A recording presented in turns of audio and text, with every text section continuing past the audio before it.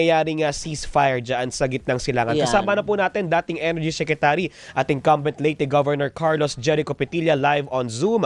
Governor, good morning po sa inyo, Christian at Doris sa DZMM. Good morning. Good morning, Christian and Doris. Doris, long time no see. O nga po, miss na kita Miss na rin kita. Ayun. Maraming salamat po, Gov, Sec. Opo, no.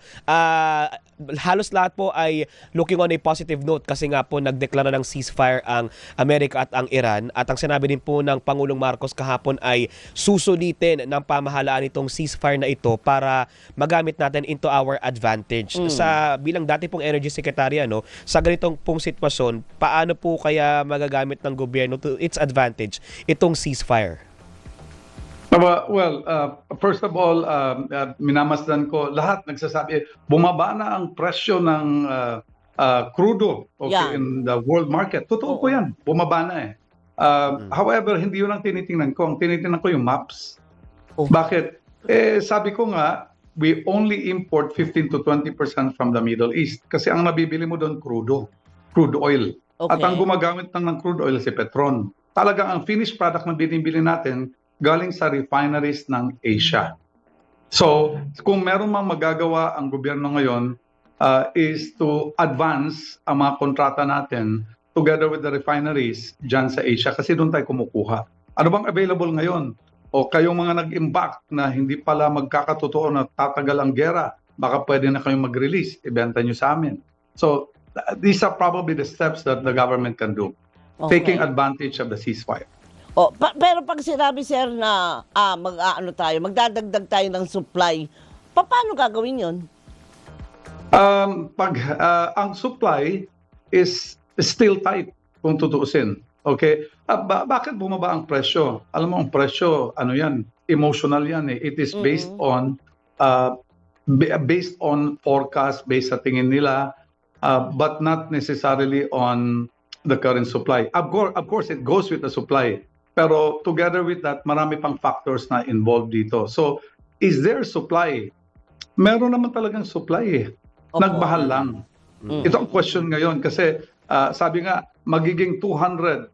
Posible ba yun? Posible kung hindi nag-ceasefire. Is it possible now? Well, the trend right now is pababa na. Dapat pababa na. Kung hindi magbababa yan, hindi ko na alam kung ano ang mga mirakulong nangyayari at mga milagrong nangyayari, pero the trend is pababa. Will it go down very fast? Not necessarily. Because you have to understand, hindi ito peace talks ang nangyari sa Pakistan. Ceasefire. Ceasefire, tama. So there are many things that affect the prices of oil. Kaya nga ang sinabi ko talagang mahirap pababain ng husto ito to the pre-war because maraming involved dito. Oil wells na binombahan, how long will it take to fix it? Pipelines, gaano katagal? Export terminals, tapos meron ka pang refineries. Ang refineries, karamihan nagkinukunan natin ng langis na refineries are from Asia. Hindi galing sa Middle East. Pati sila, malalaki rin ang tubo because we are at the tail end of the supply. Pati tanker, wala tayong tanker, kulang tayo ng tanker. So, it will go down, but to what extent it will go down, yan ang medyo marami pang calculation na gagawin dyan. But the good thing is, there is ceasefire and there is hope. Yung binanggit ninyo, Sec, na may mga other Asian countries naman tayo na pwedeng kausapin. Paano kaya natin sila kukumbinsihin na maging open din sa atin, considering na baka samantalahin din nila yung ceasefire para i-beef up yung kanilang supply? Actually, most of them, yung mga may refineries, ganito nangyari yung in the past 4 weeks, yung naggegera na. Ang pinagkukunan natin talaga na refinery is China and South Korea. Yung dalawang yan. Although kumukata sa Thailand, kumukata sa Vietnam, yan ang talagang major supplier natin. Noong March, alam mo sabi ng China, marami pa rin kaming oil, marami kami ditong nire-refine. Pero hindi kami magbebenta kahit kanino. Amin muna. Sabi naman ni South Korea, ako rin, mag-iimbak muna ako para sa amin. Unahin namin yung amin, syempre. Dito kami. Ngayon, meron akong sobra.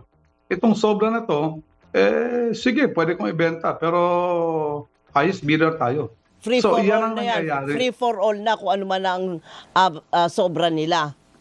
Yes, and that is because we are at the tail end pagdating sa processing ng langis. Maraming process yan. Ang pinakahuli talaga, refinery, tsaka shipping papunta dito sa atin. And we are dependent on oil. Oo. Siguro, we should rejoice kasi pababa ang trend. But we should not be happy because all our lives, dependent tayo sa langis. Kaya nga, ang gusto ko dito, wala akong gas station, Doris, ha? Opo, Ang opo, ang klaro gusto ko yan. talaga dito, kung po pwede, umalis na tayo sa langis kung po pwede. Mahirap, pero magharap tayo ng paraan na hindi tayo dependent sa langis. Kung po pwede nga, magsara yung mga oil companies na yan kasi wala nang bumibili. Until such time, we will have to deal with them, but we also have to look forward. Maghanap tayo ng paraan. Kaya nga, pinupush ko ang electric vehicle. Oo. Pinupush ko ang solar rooftop. Kaya lang pag sinabi ko na yan, sasabihin naman, oo nga, walang gas station yan. Pero dealer yan ng EV. Sabi ko, Ayun pambira na nga. talaga, no? May, At saka hindi po ba, Gov, a little too late yung mga ganyang mitigating factors? Kasi sabi mo nga, ikaw na mismo, sobra na tayo, kumbaga, nakalunod na tayo doon sa ganong klaseng sitwasyon eh. Doris, it is not too late. Bakit? Itong langis na to, kung walang gera, unknown to everybody. Kung walang gera, ha? Opo. OPEC has been cutting down on production, okay, by 5% a year. Kung ano man ang production nila, binabawasan nila. Anong purpose? Para tumaas ang presyo. Mm-mm. In other words, pagkatapos ng gera na to, magno-normalize lahat, merong new normal, ganun pa rin tayo.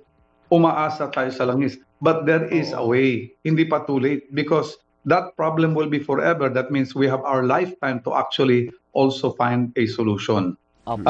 Do you know that 40,000 cars are being sold in the Philippines a month? Okay. 100,000 motorbikes a month. Karamihan yan is basically gasolina Yes. or diesel. Bakit hindi natin i-promote na umalis tayo sa oil-based na mga sasakyan at i-promote itong mga EV, i-promote ang solar pagdating sa power, i-promote lahat na hindi tayo nagdidepend sa iba. Kasi tayo, umaasa tayo sa ibang bansa at tayo nagdadasal parati na hindi tumaas ang presyo at hindi sila masiraan ng bait kasi baka tumaas ang presyo. Kaya nga. Why don't we take control of things that we have dito sa Pilipinas? Meron tayong hydro, meron tayong solar, pero lahat hindi iniisip yan kapag walang gera. Pag may gera, lahat nag-iisip. So perhaps this is a wake-up call to all of us na we really have to find a way. Kailangan maghanap tayo ng paraan. And there are ways. Oo. And siguro magiging possible yon, Gov, kung ang gobyerno mismo ang magsisimula sa pag-craft ng Oo mga naman. policies or measures para talagang ang direction natin moving forward ay sa ganung direction na at hindi na talaga tayo magiging total dependent sa langis. I am a governor at dito sa probinsya ko, nagcraft na kami ngayon ng policies. Kaya lang, every time nagcraft kami ng policies, sabi ko, pag hindi to, if this goes against or there is no support from the national government, wala rin yan. Halimbawa, gusto ko sana na ang mga electric vehicle magsasubsidize ang gobyerno. Baka naman magdagsaan dito sa Leyte, maubusan ako ng pera. Subsidize. So it has to be a national policy on Yes. how we can get away from oil.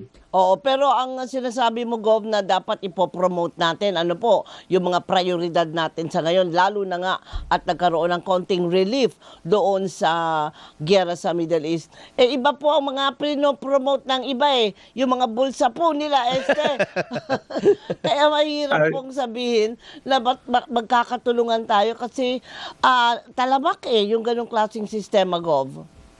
Exactly. Ang sabi ko nga dati, pag nag-uusap kami ng asawa ko, kasi yun na rin pinag-uusapan namin, sabi ko, maganda rin sana, wag nang itapyas ang VAT. Parang gobyerno may makokolekta. Tapos yung makokolekta, itulong nila doon sa mga mahihirap na nangangailangan kagaya ng public transport, tsaka transportation of food.